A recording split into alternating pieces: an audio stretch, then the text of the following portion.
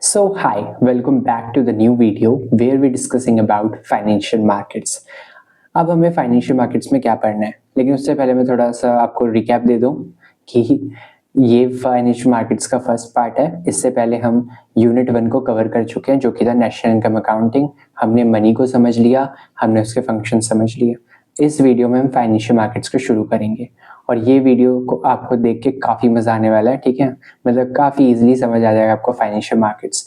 One of the best video होने वाली है and you love this video. So अब आगे चलने से पहले ये भी समझ लेते हैं कि भाई पढ़ने क्या वाले हैं, वो भी इम्पोर्टेंट है ना। किसी टॉपिक को स्टार्ट करने जाते हैं तो उससे पहले हमें समझ लेना चाहिए हमें उसमें पढ़ना क्या क्या है।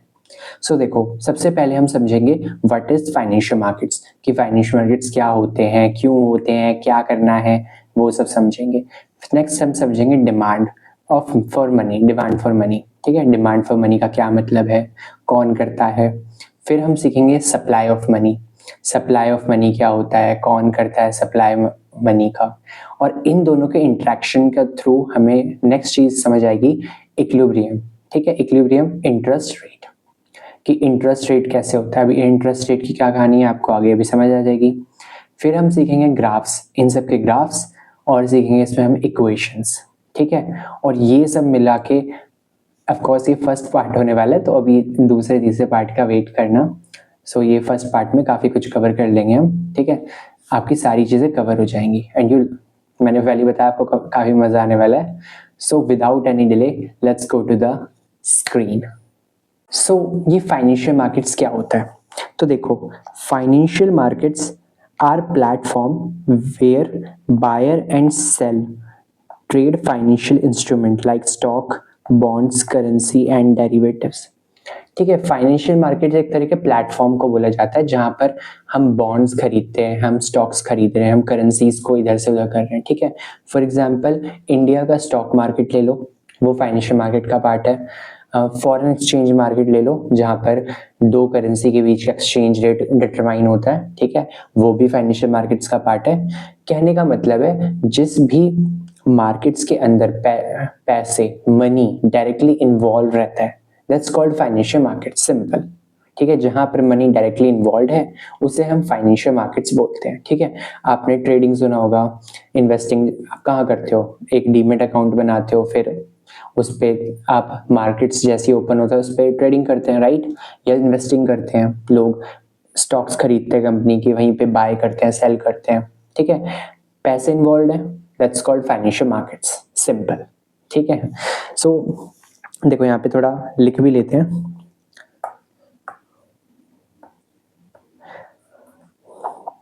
डायरेक्टली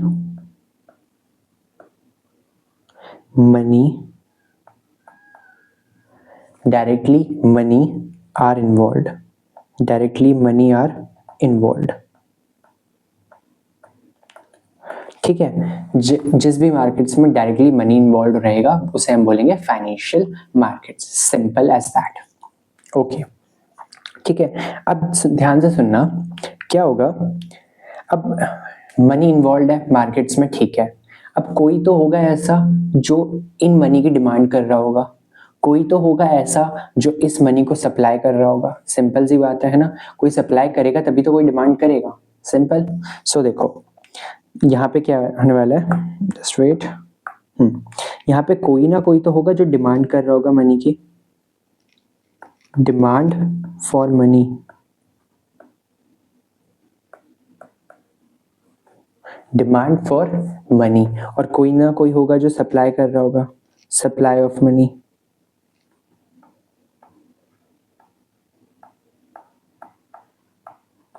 सप्लाई ऑफ मनी, अब क्या होगा, कोई डिमांड कर रहा है, कोई सप्लाई कर रहा है, दोनों के इंटरेक्शन से क्या पता चलेगा, इंटरेस्ट रेट। ठीक है, क्या होता है जहाँ पे भी मार्केट, जो भी फाइनेंशियल मार्केट्स होते हैं वहाँ पे हमें इंपॉर्टेंट होता है इंटरेस्ट रेट, क्योंकि इंटरेस्ट रेट एक बहुत इंपॉर्टेंट फैक्टर है जो ये डिटरमाइन करता है लोग कितना पैसा कहाँ पे लगाएंगे, राइट। अभी आ जाएगा समझ, अगर थोड़ी सी भी प्रॉब्लम हो रही है तो अभी समझ आ जाएगा, जस्ट वेट। ठीक है, डिमांड फॉर मनी एंड कोई ना कोई कर रहा होगा सप्लाई ऑफ मनी, राइट। अब इन दोनों के बीच क्या होगा, इंटरेक्शन। अब ये इंटरेक्शन का क्या मतलब है, सब आएगा अभी, बस सुनते जाओ। इंटरेक्शन, इंटरेक्शन, इंटरेक्शन, ठीक है। अभी बस कहानी के लिए जरा सुनते जाओ, कहानी मान के सुनते जाओ बस, ठीक है। सारी चीजें अभी क्लियर होंगी। अभी तो स्टार्ट भी नहीं करवाया मैंने ढंग से, ठीक है। अभी इंटरेक्शन होगा और इंटरेक्शन से हमको क्या पता चलेगा? Equilibrium, equilibrium, interest rate,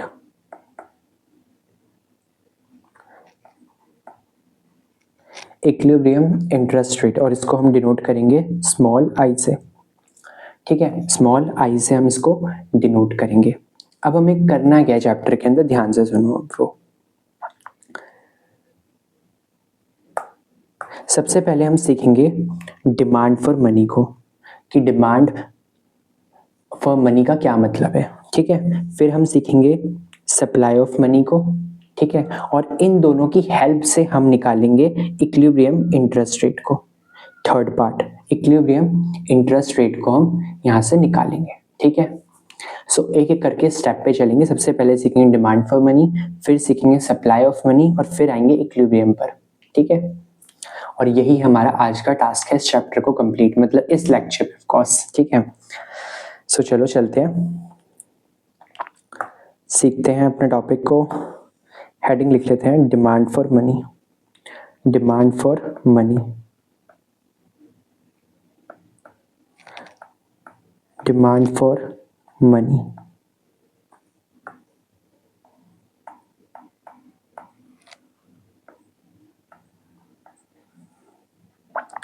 demand for money, ठीक है। इसको किससे डिनोट करेंगे? एम, और इसके पावर में सोच लो, ठीक है, डी, ठीक है। D is denote for demand.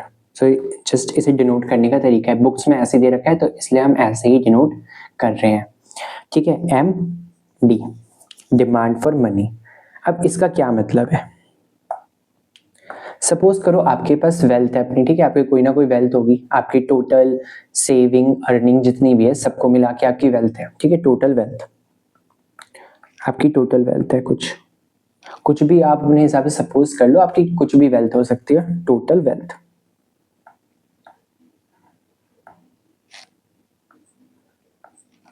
ठीक है। आपकी टोटल वेल्थ है। अब आप अपनी टोटल वेल्थ का क्या करोगे? सिंपल सा है, दो ही काम करोगे। या तो आप उसे करेंसी की फॉर्म में अपने पास रखोगे ताकि आप कोई ना कोई गुड्स एंड सर्विस को परचेज कर सको, और बाकी पैसा आप बॉन्ड के रूप में रखोगे। बॉन्ड का क्या मतलब है? या तो आपने किसी मार्केट्स में डाल दिया, ठीक है, जैसे स्टॉक मार्केट में हमने वैसा डाल दिया बॉन्ड के रूप में, या आपने क्या करा, लैंड खरीद ली, ठीक है। लैंड क्यों खरीदी? फ्यूचर में ज़्यादा इंटरेस्ट मिलेगा, ठीक है, शायद उसके प्राइस बढ़ जाए। आपने स्टॉक मार्केट में पैसा डाल दिया ताकि फ्यूचर में आपको इंटरेस्ट मिलेगा उस पर, राइट। सो आपने यही दो काम हो सकता है ना। हम मोस्टली क्या करते हैं, बैंक्स में पैसा डाल देते हैं, है ना। हम अपनी सेविंग कहाँ करते हैं? बैंक्स में करते हैं, बिकॉज वहाँ पे हमें इंटरेस्ट मिलता है, और कुछ पैसा हम अपने पास रखते हैं। यही तो काम होता है ना। तो जस्ट मान के चलो आपकी वेल्थ दो फॉर्म में है, ठीक है। आपने अपनी वेल्थ को मनी की फॉर्म में रखा हुआ है और बॉन्ड की फॉर्म में रखा हुआ है, राइट। आपने अपना पैसा मनी की फॉर्म में रखा हुआ है, बॉन्ड की फॉर्म में रखा हुआ है। अब देखो, दोनों की इंटरेस्टिंग कहानी है, दोनों आपस में काफी डिफरेंट है। अब मनी की अगर मैं बात करूं तो मनी आप अपने पास रखोगे, ठीक है, अपने घर में रखा है। अब चाहे आप बेड के अंदर छुपा के रखो, ठीक है, जैसे मम्मी करती हैं, राइट, बेड में रख देती हैं, कोई बर्तन छुपा के रखती है, मिलते भी नहीं है जल्दी, वैसे होता है ना। सो मनी पे क्या होता है, कोई इंटरेस्ट नहीं मिलता आपको। अपने घर में रखा, कौन इंटरेस्ट देगा, ठीक है। सो मनी पे आपको कोई भी टाइप का इंटरेस्ट नहीं मिलता है। यहाँ पे लिख देता हूँ मैं, नो इंटरेस्ट, नो इंटरेस्ट, ठीक है। और अगर आपको कोई इंटरेस्ट तो नहीं मिलता, लेकिन अगर आपको कोई चीज़ खरीदनी है, आप फौरन खरीद सकते हो, ठीक है। आपको कुछ करने की जरूरत नहीं पड़ेगी, आपको बैंक जाने की जरूरत नहीं पड़ेगी, आपने पैसा निकाला, चाहे घर में रखा हो या आपके पॉकेट में, आपने निकाला और दे दिया और सामान खरीद लिया। इट मीन्स मैं ये भी कह सकता हूँ कि जो मनी होता है वो इजीली अवेलेबल रहता है, राइट, इजीली अवेलेबल,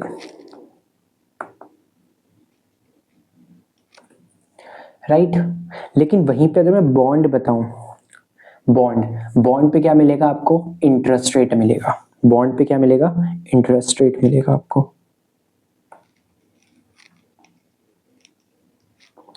बॉन्ड पे आपको मिलेगा इंटरेस्ट रेट, जिसको हम आई से डिनोट कर सकते हैं। लेकिन यहाँ पे क्या प्रॉब्लम है कि यहाँ पे आपको एकदम, जैसे आपको एकदम जरूरत पड़ी, एकदम से आपको पैसा नहीं मिलेगा, ठीक है। फॉर एग्जाम्पल, आपने स्टॉक मार्केट में अपने पैसे लगा रखे हैं, ठीक है। अब आपको क्या चाहिए? इमरजेंसी में एकदम पैसा चाहिए, ठीक है। तो इमरजेंसी में आपको वहां से पैसा नहीं निकल सकता, ठीक है, क्योंकि आपके पास स्टॉक्स हैं। अब जब तक उसे स्टॉक को कोई खरीदता नहीं है, आपको पैसा मिलेगा नहीं। आपको अपने ब्रोकर को कॉल करना पड़ेगा, वो ब्रोकर फिर उसको बेचेगा, और वो भी कब बेच पाएगा? जब मार्केट ओपन होगा, उससे पहले तो नहीं बेच पाएगा, ठीक है। फिर बेचेगा, फिर दोबारा आप उसके ब्रोकर के पास पैसे आएंगे, फिर वो आपको देगा। ये तो बहुत लंबा प्रोसेस है ना। तो इट मीन्स अगर आपको इमीडिएट एकदम से मनी चाहिए तो फिर आपको कैश की फॉर्म में रखना पड़ेगा अपने पैसे को, ठीक है। आप बॉन्ड्स की फॉर्म में नहीं रख सकते। सो मैं ये यहाँ पे कह सकता हूँ not easily available, not easily available,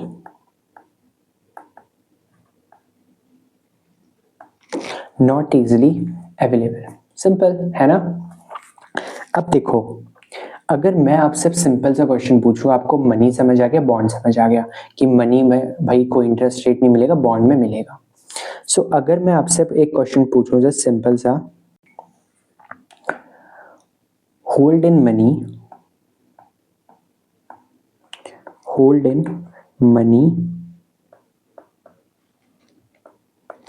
and hold in bond, कितना पैसा आप मनी में रखोगे, कितना पैसा आप बॉन्ड की फॉर्म में रखोगे अपने पास, ठीक है। दोनों के अपने अपने एडवांटेज है। मनी आप डायरेक्ट इंस्टेंट यूज कर सकते हो, ठीक है, और बॉन्ड पे आपको इंटरेस्ट रेट मिलेगा, मनी पे आपको इंटरेस्ट रेट नहीं मिलेगा, ठीक है। अब देखो यहाँ पे ये किस पे डिपेंड करेगा, भाई मैं कितना पैसा रखूं और मैं कितना बॉन्ड रखूं अपने पास, ये मेनली दो फैक्टर पे डिपेंड करेगा। तो उसे भी लिख लेते हैं। This mainly depend on two factor,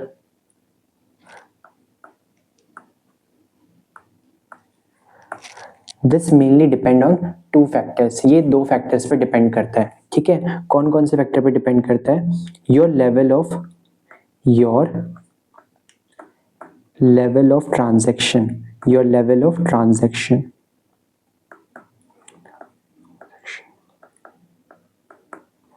अब इसका क्या मतलब है? तो देखो बहुत सिंपल सा मतलब है। अगर मेरे खर्चे बहुत ज़्यादा है, ठीक है, मैं बहुत ज़्यादा चीज़ों को खरीदता हूँ, ठीक है, गुड्स एंड सर्विस को परचेज करता हूँ, मीन्स मेरा लेवल ऑफ ट्रांजैक्शन क्या है? ज़्यादा है।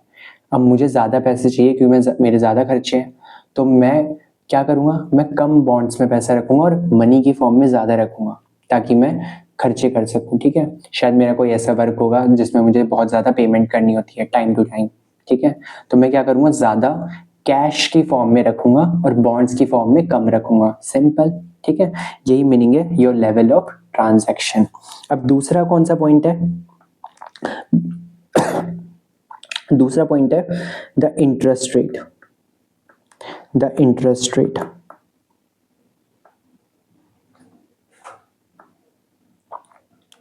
On bonds, the interest rate on bonds,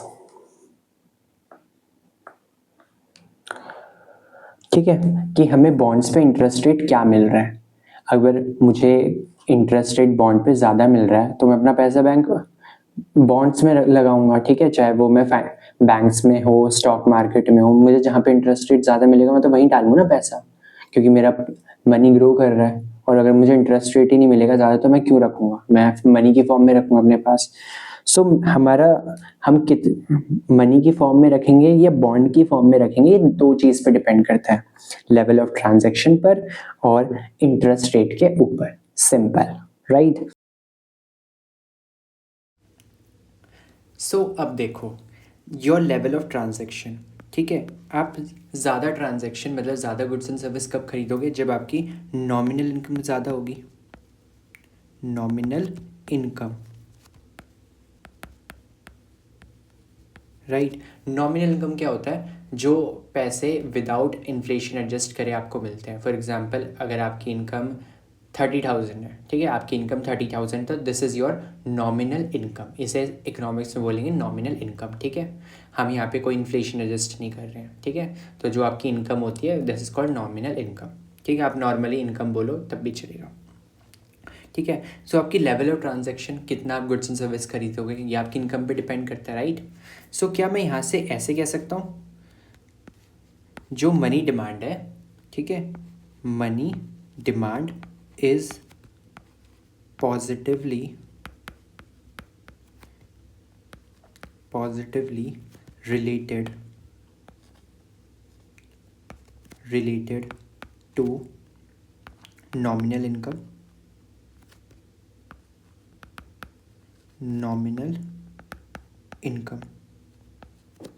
ठीक है। जो मनी डिमांड है वो कैसे पॉजिटिव रिलेटेड है, नॉमिनल इनकम पर।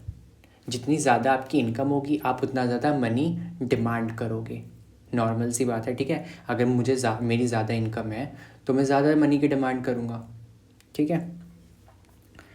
And the next is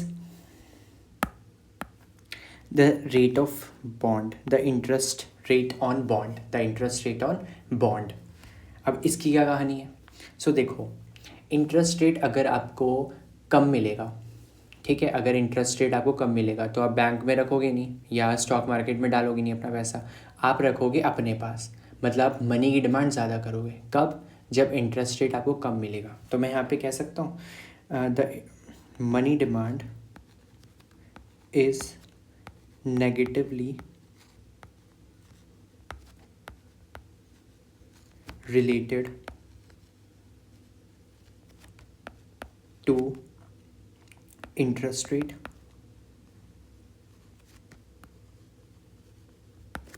right. Money demand positively depend किस पे करता है, नॉमिनल इनकम पे, कि भैया जितनी ज़्यादा इनकम बढ़ेगी उतनी ज़्यादा हम मनी की डिमांड करेंगे ताकि हम ज़्यादा ट्रांजैक्शंस कर सकें। और जितना इंटरेस्ट रेट बढ़ेगा, ठीक है, इंटरेस्ट रेट बढ़ेगा तो मनी डिमांड कम हो जाएगी, ठीक है। मनी की डिमांड कम करेंगे, हम ज़्यादा पैसा बैंक में रखेंगे, ठीक है, हम ज़्यादा पैसा इन्वेस्ट करेंगे क्योंकि हमें ज़्यादा इंटरेस्ट मिल रहा है। और वहीं पे अगर इंटरेस्ट रेट घटेगा तो मनी की डिमांड बढ़ जाएगी, ठीक है। मनी हम ज़्यादा डिमांड करेंगे कि भाई हम अपना पैसा अपने पास रखेंगे, बैंक में तो ज़्यादा इंटरेस्ट मिल नहीं रहा, सिंपल, ठीक है। सो अब इसी को ज़रा इक्वेशन की फॉर्म में लिखते हैं, तो देखो ध्यान से, ठीक है। तो अभी हमें पता चला कि जो मनी डिमांड है वो दो चीज़ पे डिपेंड करता है। First is your nominal income, जिसको हम कैपिटल वाई से डिनोट कर रहे हैं, एंड LI, ठीक है, इंटरेस्ट रेट। अब ये इंटरेस्ट रेट को तो मैंने बताया था आई से डिनोट करते हैं, तो अब यहाँ पे मैंने LI क्यों लिखा, जस्ट अभी वेट करो, अभी समझाता हूँ मैं, ठीक है। So this is your equation of money demand, this is your equation of money demand, ठीक है। ये इक्वेशन आपकी मनी डिमांड की, मैं यहाँ पे लिख भी देता हूँ, money demand, MD is representing money demand, ठीक है। ये कैपिटल वाई डिनोट कर रहा है नॉमिनल इनकम को, नॉमिनल इनकम को। और यहाँ पे ये LI क्या डिनोट कर रहा है, फंक्शन ऑफ इंटरेस्ट रेट, ठीक है। यहाँ पे सिर्फ इंटरेस्ट रेट नहीं, function of interest rate. Because क्या होता है, इंटरेस्ट रेट भी कई सारे फैक्टर्स पे डिपेंड करता है, ठीक है। अब आपको यहाँ पे अगर मैंने समझा दिया ना इंटरेस्ट रेट कौन कौन से फैक्टर पे डिपेंड करता है, फिर आप कंफ्यूज हो जाओगे, ठीक है। जब आप आगे चलोगे ना मैक्रो इकोनॉमिक्स का, वो खुद पता चल जाएगा। तो जस्ट अब यहाँ पे इतना समझो कि जो इंटरेस्ट रेट होता है वो मतलब वो भी किस चीज़ पे डिपेंड करता है, इसलिए हम यहाँ पे फंक्शन ले रहे हैं, ठीक है। और ये चीज़ आपको बेटर कहाँ समझ आएगी, जब आप इसका न्यूमेरिकल करोगे, जो कि हम आगे चल के करेंगे, ठीक है, फाइनेंशियल मार्केट्स में। वहाँ पे जाके आपको ये सारी चीज़ें खुद ही क्लियर हो जाएंगी, ठीक है।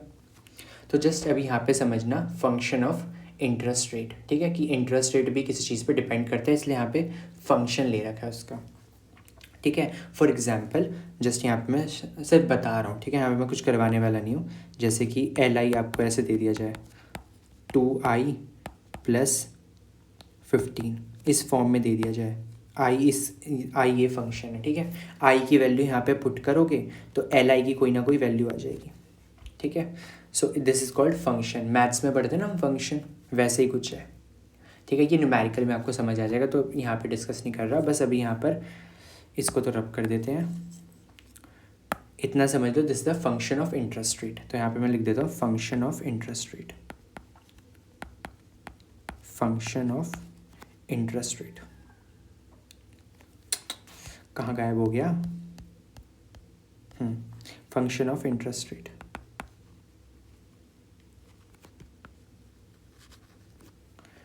राइट, ठीक है। अब हम क्या करते हैं, अब चलते हैं इसका ग्राफ कैसे बनेगा, लेकिन उससे पहले हल्का सा और मॉडिफाई करते हैं इस इक्वेशन को। तो हमें क्या पता चला, मनी डिमांड किस किस पे डिपेंड करती है, नॉमिनल इनकम पे और फंक्शन ऑफ इंटरेस्ट रेट पे, ठीक है। और इंटरेस्ट रेट पे भी कैसे डिपेंड करती है, नेगेटिवली रिलेटेड।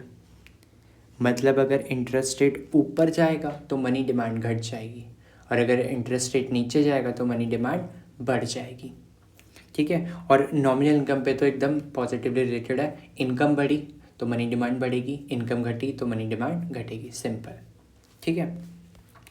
सो अब देखो इसका ग्राफ कैसे बनता है, तो ग्राफ पे चलते हैं। सो ग्राफ के लिए ले लेते हैं, हम बनाएंगे सबसे पहले एक्सेस, ठीक है, ठीक है, ये हमने बना लिया एक्सेस अपने। अब देखो ध्यान से, एक्स एक्सेस पे क्या लिखेंगे और वाई एक्सेस पे क्या रखने वाले हैं। हम एक्स एक्सेस पे रखने वाले हैं मनी डिमांड, ठीक है, money demand by people, money demand by consumer लिख लेते हैं,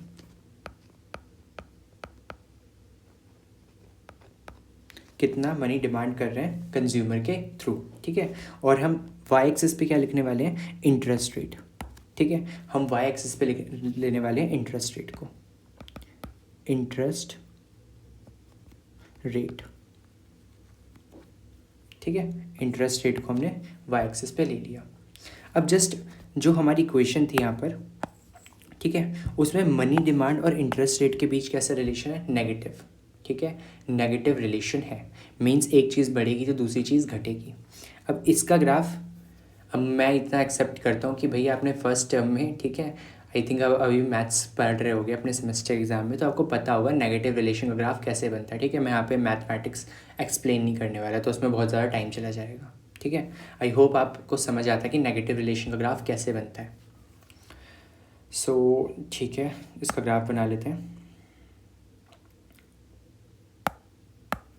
तो इसका ग्राफ कैसे बनेगा, इंटरेस्ट रेट जैसे जैसे घटेगा, इंटरेस्ट रेट जैसे जैसे घटेगा मनी डिमांड वैसे वैसे बढ़ेगी, या कह सकते हो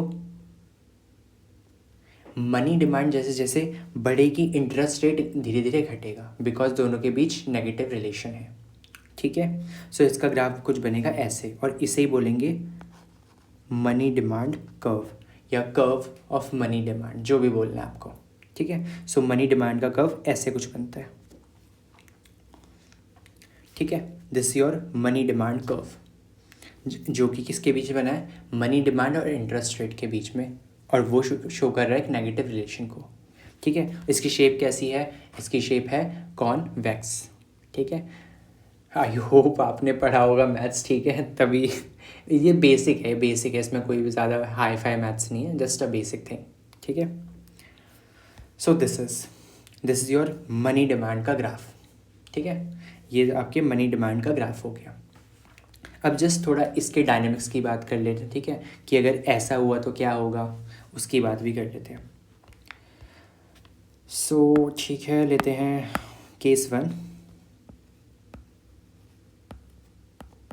केस फर्स्ट, जिसमें हम समझने वाले हैं what happen when the interest पहले नॉमिनल इनकम की बात कर लेते हैं। व्हेन द नॉमिनल इनकम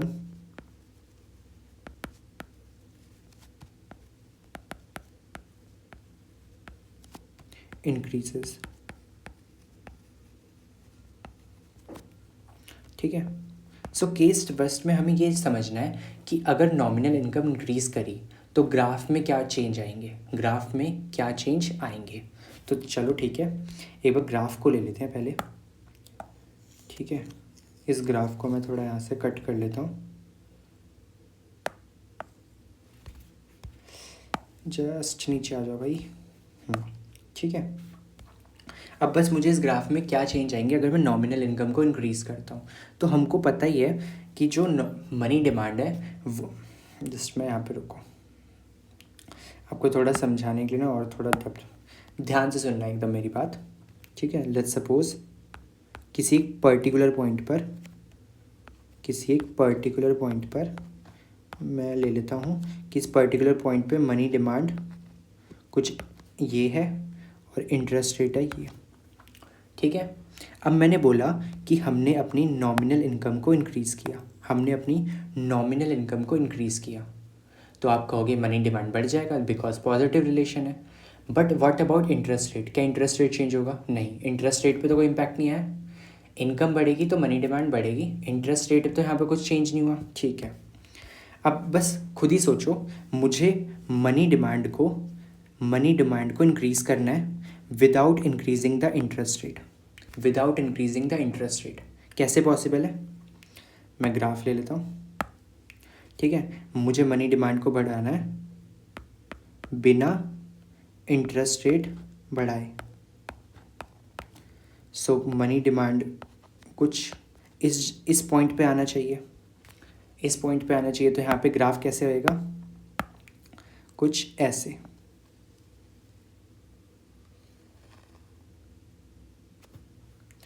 ऐसे आएगा, और इसे हम बोलेंगे, ठीक है, इसे मैं कुछ ऐसे दे देता हूँ, ये वाई पहले इनकम थी कैपिटल वाई, दूसरे अगर नेक्स्ट टाइम हो गए कैपिटल वाई डैश। ठीक है, वाई डैश नेक्स्ट इनकम हो गई, और ऐसे क्या हुआ? शिफ्ट हो गया। ये ग्राफ क्या हुआ? शिफ्ट हो गया, वो भी अपवर्ड। सो हमको क्या समझ आया? Just wait.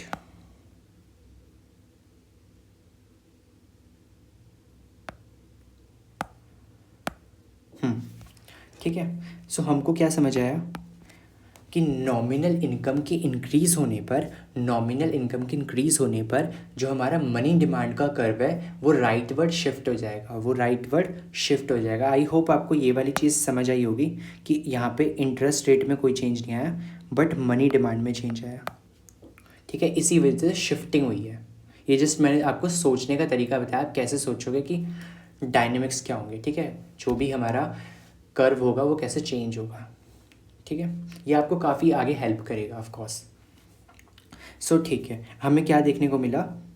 मनी डिमांड, अरे ये तो मनी डिमांड या money demand curve shifts rightward, money demand curve shifts rightward and vice versa.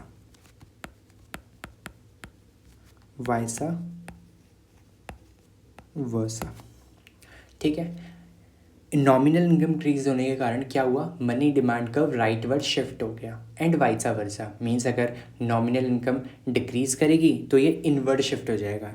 यही कर्व अंदर की तरफ शिफ्ट हो जाएगा ऐसे, ठीक है। तो वो केस आप खुद भी बना सकते हो अपने हिसाब से, मैंने तो जस्ट एक केस ले लिया, वैसा वैसा वाला केस आप खुद बना के अपने नोट्स में इंक्लूड कर सकते हो। सो दैट्स, ये तो होगा किसकी, नॉमिनल इनकम की। मनी डिमांड दूसरा किस पे डिपेंड करता है, इंटरेस्ट रेट। अब क्या होगा जब इंटरेस्ट रेट चेंज करेगा, तो चलो उसकी बात भी कर लेते हैं, केस 2। सो केस 2 के लिए फिर से लिख लेते हैं, ठीक है। और आपको अगर ऐसा लग रहा है ना कि वीडियो स्लो चल रही है, तो आप प्लीज़ इंक्रीज़ कर लेना स्पीड, बिकॉज मेरा थोड़ा पढ़ाने का ना वे थोड़ा स्लो है, तो पहले ही बोल रहा हूँ मैं, ठीक है। मैं थोड़ा लिखवा भी रहा हूँ तो थोड़ा लंबा टाइम लग रहा है, सो आप थोड़ा सा स्पीड कर सकते हो। सो चलते हैं केस 2 पे। केस 2 क्या है, व्हाट हैपन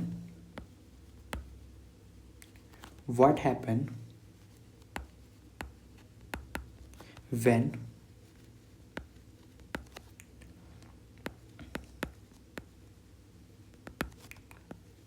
नॉमिनल, सॉरी ये तो हो गया ना discuss, when the interest rate increases,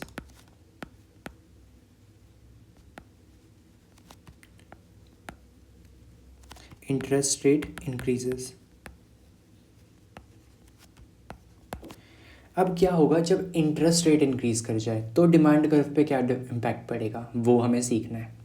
तो देखो फिर से मैं एक बार कॉपी कर लेता हूँ कर्व को, ठीक है। इसके अलावा कोई ऑप्शन नहीं है, बार बार बनाएंगे तो बहुत टाइम लगेगा, तो जस्ट कॉपी कर लो।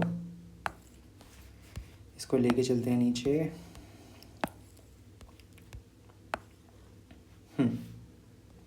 ठीक है। तो हमने ले लिया। अब देखो दोबारा से वही चीज़ करते हैं, कोई एक पॉइंट मान लो, कोई भी कर्व पे एक पॉइंट मान लो, जैसे मैं ये मान लेता हूँ, ठीक है। अब इस पे जो मनी डिमांड है वो कुछ है, ये MD से लिख लेते हैं, ठीक है, 1, राइट। और इसी पे कुछ इंटरेस्ट होगा, सो इसको मैं लिख लेता हूँ I1। सिंपल है, एक पॉइंट मान लिया। अब हमारा क्वेश्चन क्या था भाई, इंटरेस्ट रेट इंक्रीज़ हुआ है, इंटरेस्ट रेट इंक्रीज़ हुआ है, सो ठीक है, इंटरेस्ट रेट इंक्रीज़ हुआ है तो कर देते हैं। तो इंटरेस्ट रेट इंक्रीज़ हुआ है तो कहीं यहाँ पे चला जाएगा इंटरेस्ट रेट इंक्रीज़ होकर, राइट। इसे I2 ले लेता हूँ मैं। सो इंटरेस्ट रेट कुछ यहाँ चला गया इंक्रीज़ होकर, सिंपल है ना। तो मनी डिमांड क्या हो जाएगा, चेक कर लो। सो इंटरेस्ट रेट यहाँ पे है तो ये हो गया, ठीक है। तो मनी डिमांड कुछ यहाँ पे आ जाएगा, इसे मैं 2 दे देता हूँ। सो हमने क्या देखा, मनी डिमांड घटेगा, इंटरेस्ट रेट के इंक्रीज़ होने पे मनी डिमांड क्या हो गया, डिक्रीज़ हो रहा है, ठीक है। लेकिन एक चीज़ बहुत इंपॉर्टेंट है यहाँ पे नोटिस करने वाली, इस बार जस्ट वेट, इस बार ग्राफ शिफ्ट नहीं हुआ है, ठीक है। ग्राफ में शिफ्टिंग नहीं हुई है, ग्राफ ना तो राइट वर्ड गया है ना तो ग्राफ लेफ्ट वर्ड गया है। एक्चुअल में ग्राफ में क्या हुआ है, शिफ्टिंग बोलना मैंने, हाँ शिफ्टिंग बोला मैंने, राइट। सो ग्राफ में इस बार क्या हुआ है, मूवमेंट हुई है, ठीक है। जो इस बार हमें ग्राफ में क्या देखने को मिली है, मूवमेंट। ग्राफ में हमको मूवमेंट देखने को मिली है। तो वेरी इंपॉर्टेंट कि जब नॉमिनल इनकम इंक्रीज करेगी तो शिफ्टिंग होगी, और इंटरेस्ट रेट के चेंज होने पर मूवमेंट होगी ग्राफ में सिर्फ, ठीक है। एक पॉइंट से ऊपर मूवमेंट हो रही है। सो इसको भी लिख लेते हैं, ठीक है। मनी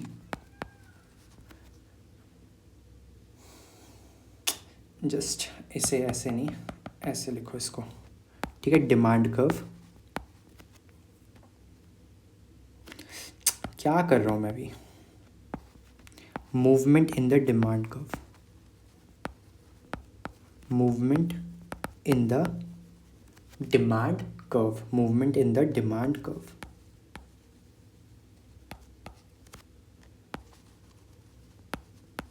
एंड हाँ, सिर्फ इतना काफ़ी है, ठीक है। Movement in the demand curve. So आप देख सकते हो case 2, what happen when the interest rate increases, what happen when the interest rate increases. So movement होगी डिमांड कर्व के अंदर, ठीक है। सो दैट्स इट, ठीक है। आई होप ना अभी वीडियो बहुत लेंदी चली जाएगी अगर मैं इससे ज़्यादा लेके जाऊँगा आगे, ठीक है। ये था पूरा कंसेप्ट डिमांड फॉर मनी का, ठीक है, कि डिमांड फॉर मनी का क्या मतलब होता है, ठीक है। वैसे तो मुझे सप्लाई ऑफ मनी भी करवाना था, बट वीडियो की लेंथ बहुत ज़्यादा लंबी हो जाएगी, ठीक है, उतनी लेंथ रखनी नहीं चाहिए। सो आई होप मुझे यहीं पे पॉज करना पड़ेगा, लेकिन जाने से पहले जस्ट एक बार दोबारा से रिकैप करते हैं हमने क्या क्या पढ़ा, ताकि सारी चीज़ें एकदम समझ आ जाए। तो देखो स्टार्टिंग पे चलते हैं और एक बार समझते हैं, जस्ट 2 मिनट का रिकैप, ठीक है। हमने सबसे पहले सीखा फाइनेंशियल मार्केट्स क्या होता है, जहाँ पे मनी डायरेक्टली इन्वॉल्व रहता है, ठीक है। हमको फाइनेंशियल मार्केट में क्या करना है, कौन लोग डिमांड कर रहे हैं, कौन सप्लाई कर रहा है, और उनके इंटरेक्शन से इक्विलिब्रियम इंटरेस्ट रेट कैसे मिलेगा हमको, ठीक है। हमको ये चीज़ पढ़ना था, जिसमें हमने सबसे पहले क्या स्टार्ट करा, डिमांड फॉर मनी को समझना, कि डिमांड फॉर मनी का क्या मतलब है। अब डिमांड फॉर मनी को समझने से पहले हमको क्या समझना पड़ेगा, अपने मनी और बॉन्ड के बीच का डिफरेंस, ठीक है, कि मनी क्या है, बॉन्ड क्या है। मनी में आपको कोई इंटरेस्ट रेट नहीं मिलेगा, ये आपको ईजिली मिल जाएगी, बट बॉन्ड पे आपको इंटरेस्ट रेट मिलेगा और ये आपको जल्दी ईजिली नहीं मिलेगी, ठीक है। अब क्वेश्चन हमारा यहाँ पे ये था कि भाई कि हम जो पर्सन है वो अपने पास क्या रखेगा, क्या वो अपने पास पैसा ज़्यादा रखेगा या बॉन्ड ज़्यादा रखेगा। सो ये चीज़ डिपेंड करती है दो सिनेरियोज़ पर, कि आपकी लेवल ऑफ ट्रांजैक्शन और आपका इंटरेस्ट रेट, ठीक है। लेवल ऑफ ट्रांजैक्शन का मतलब है आप ज़्यादा पैसा खर्च कर रहे हो गुड्स एंड सर्विस पर, और वो कब करोगे, जब आपकी इनकम ज़्यादा होगी, ठीक है। जब इनकम बढ़ती है तो लोग ज़्यादा खर्च करते हैं ना, simple. So income, it means income बढ़ेगी, खर्चा ज़्यादा हो रहा है, मीन्स लोग मनी की डिमांड कर रहे हैं, मनी की डिमांड ज़्यादा करेंगे, क्योंकि खर्चा करना ज़्यादा तो मनी की डिमांड करेंगे। इट मीन्स मनी डिमांड किस पे डिपेंड करती है, नॉमिनल इनकम पे, वो भी पॉजिटिवली, जो कि मैंने यहाँ पे लिखा था। दूसरा, मनी डिमांड किस पे डिपेंड करती है, इंटरेस्ट रेट पर, वो भी नेगेटिव, ठीक है। अगर बैंक में ज़्यादा इंटरेस्ट रेट नहीं मिलेगा तो लोग अपने पास रखेंगे, है ना, उससे कुछ और चीज़ें खरीद लेंगे, क्योंकि बैंक में तो ज़्यादा इंटरेस्ट रेट मिल नहीं रहा, है ना। सो दिस इज़, और यहाँ से हमारे पास फॉर्मूला है ये वाला, ठीक है। जो मनी डिमांड है वो इनकम पे और इंटरेस्ट रेट के फंक्शन पे डिपेंड करती है, और वो भी नेगेटिवली डिपेंड करती है। उसी से हमने क्या बनाया, इंटरेस्ट रेट और मनी डिमांड के बीच का ग्राफ, जहाँ पे हमने वेरी इंपॉर्टेंट इंटरेस्ट रेट को वाई एक्सिस पे रखा है, मनी डिमांड को एक्स एक्सिस पे रखा है, ठीक है। और ये नेगेटिवली स्लोप्ड ग्राफ, ठीक है। ये बहुत बेसिक चीज़ है, मैथ्स में आप पढ़ लेते हो, या आप समझ जाओ, ऐसे ही बनता है, ठीक है। अभी मैथ्स यहाँ पे मैं नहीं पढ़ा रहा, क्योंकि अब मैंने इसके डायनेमिक्स की बात करी, क्या होगा जब नॉमिनल इनकम इंक्रीज़ करेगी, और ठीक है, पहले यही देख लेते हैं क्या होगा जब नॉमिनल इनकम इंक्रीज़ करेगी। तो हमने देखा नॉमिनल इनकम इंक्रीज़ करती है तो ग्राफ में शिफ्टिंग होती है। अगर नॉमिनल इनकम इंक्रीज़ करी है तो ग्राफ राइटवर्ड शिफ्ट हो जाएगा, और अगर नॉमिनल इनकम डिक्रीज़ करी है तो ग्राफ लेफ्ट वर्ड शिफ्ट हो जाएगा, ठीक है। अब सेकंड केस क्या था, क्या होगा जब इंटरेस्ट रेट इंक्रीज़ करेगा, इंटरेस्ट रेट इंक्रीज़ करेगा। सो उसमें हमने देखा कि ग्राफ में मूवमेंट हो रही है, ग्राफ में मूवमेंट हो रही है, कोई भी शिफ्टिंग नहीं हो रही है, और यही मैंने यहाँ पे लिखा है, movement in the demand curve, movement in the demand curve. So आपको डिमांड फॉर मनी के बारे में जितना कुछ पढ़ना था, ग्राफ्स, इक्वेशंस, सारे बेसिक्स मैंने यहाँ पे कंप्लीट कर दिए, राइट। सो वीडियो को आगे लेके नहीं जाते, हम मिलेंगे आपसे बहुत ही जल्दी सप्लाई ऑफ कर्व्स को लेकर, मतलब इसके नेक्स्ट पार्ट में मिलते हैं, ठीक है, जिसे मैं बहुत रिसेंटली जल्दी अपलोड करूँगा, ठीक है, बिकॉज आपके एग्ज़ाम बहुत करीब आ रहे हैं। सो आज के लिए इतना ही, मैं मिलता हूँ आपसे नेक्स्ट वीडियो में, which is the supply of money, ठीक है, और उसी में हम बात करेंगे इक्विलिब्रियम की भी। So good bye.